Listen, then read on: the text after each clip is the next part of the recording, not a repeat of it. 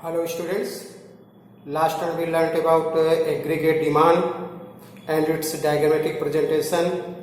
Today we learnt about aggregate supply and its diagrammatic presentation. We know that aggregate demand equal to national expenditure and aggregate supply equal to national income.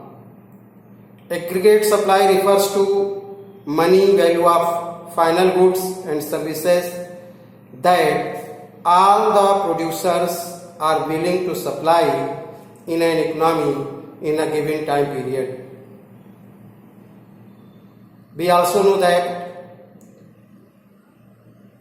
AD means aggregate demand equal to C plus I. In this continuation, aggregate supply AS equal to C plus S, consumption plus saving. Aggregate demand also known as income. In diagrammatic presentation, here a table: income 0, 100, 200, 300, 400, 500, 600. ये different income है. यहाँ consumption C 40, 120, 200, 280, 360, 440, 520. ये consumption की situation है. Saving की situation ये है 40, 20, 20, 40, 60, 80.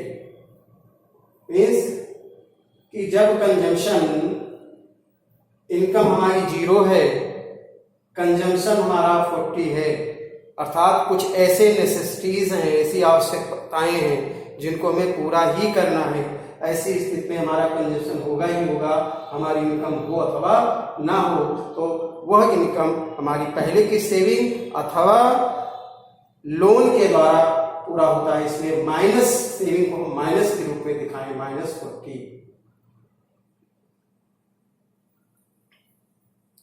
Next,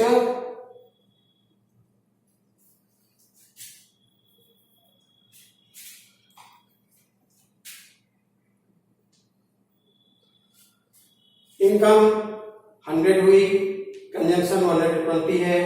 यहां भी -20 आपका सेविंग हो गया, अर्थात AS C प्लस S 40 है, AC प्लस S 100 है. यहां 200 इनकम है, 200 कंजम्पशन है, सेविंग कुछ नहीं है, अर्थात ना बचत हो रही है ना हमारा माइनस हो रहा, लोन हो रहा है, इक्वल है. यहाँ इनकम 300 है, कंजम्पशन 280 है, सेविंग 20 है. 300 हो गया, 400, 360, 40, 400,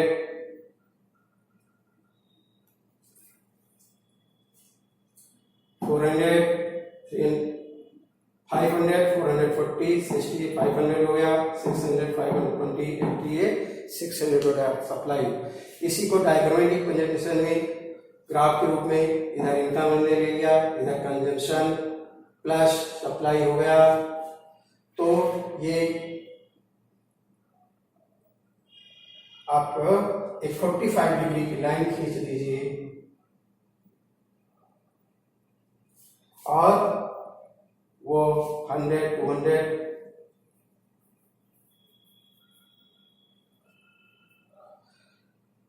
ये डायग्रामेटिक प्रोजेक्शन में aggregative supply curve and national income curve coincides with each other. Income is represented on the x-axis. आपको x-axis पर income दिखाया गया है, and consumption and saving are measured on the y-axis. A 40-degree line which represents the aggregate supply has been drawn from the origin. Aggregate supply is obtained by adding consumption plus saving. Schedules the straight line obtained which will originate from point of origin will from 40 degree angle thereby establishing the relation of y equal to c plus i.